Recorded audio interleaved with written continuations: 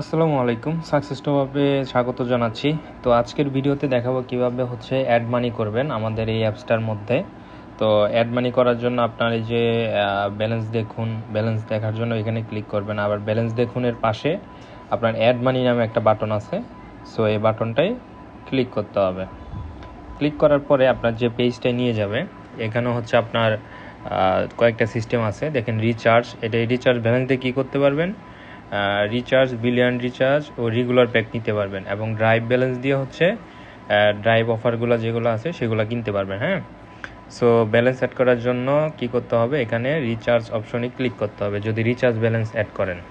তারপরে এখান থেকে টাকার পরিমাণ যে কোনো একটা সিলেক্ট করতে পারেন, ঠিক আছে।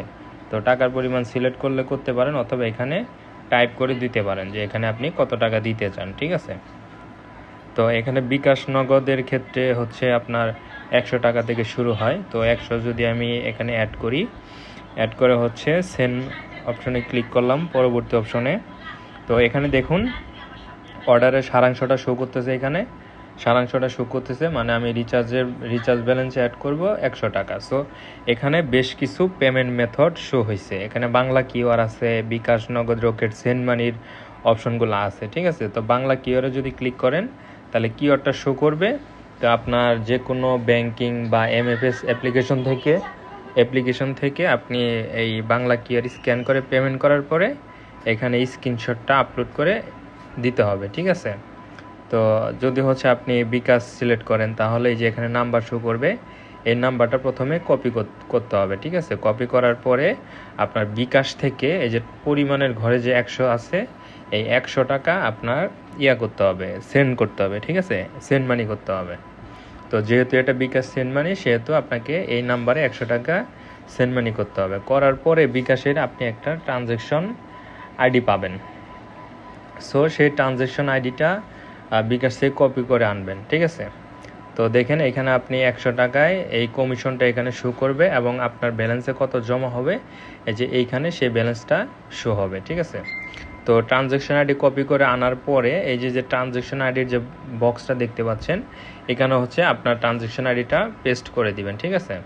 আর আপনি যে নাম্বার থেকে টাকা পাঠাইছেন, যে বিকাশ থেকে, এটা এখানে দিবেন। দেওয়ার পরে এই যে নিচে অ্যাড করুন নামে একটা বাটন আছে, এই বাটনটায় একটা ক্লিক করলে আপনার অ্যাকাউন্টে টাকা অ্যাড হয়ে যাবে, ঠিক আছে।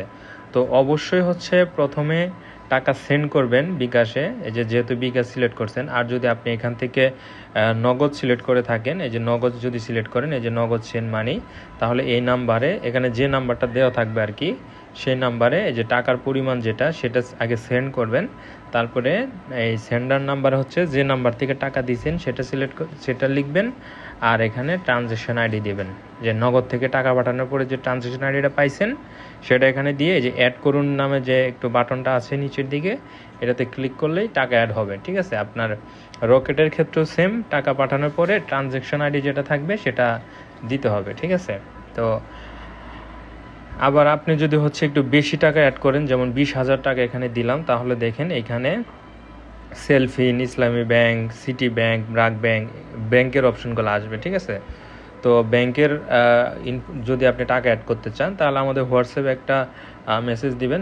এই যে দেখেন হোয়াটসঅ্যাপে একটা মেসেজ দেন ব্যাংক অ্যাকাউন্ট নাম্বার নিতে, ঠিক আছে। আর ব্যাংকে অ্যাড করার ক্ষেত্রে মিনিমাম 5,000 টাকা, এর কমে আসলে ব্যাংকে অ্যাড করা যাবে না, ঠিক আছে। তো আমাদের কাছ থেকে নাম্বার নেওয়ার পরে আপনি যে টাকার পরিমাণ 20,000 যেটা, সেটা আগে সেন্ড করবেন, ঠিক আছে। সেন্ড করার পরে এইখানে স্ক্রিনশটটা আপলোড করতে হবে, ঠিক আছে। এই যে ইমেজ নির্বাচন করুন বাটনে ক্লিক করলে আপনার গ্যালারিতে নিয়ে যাবে।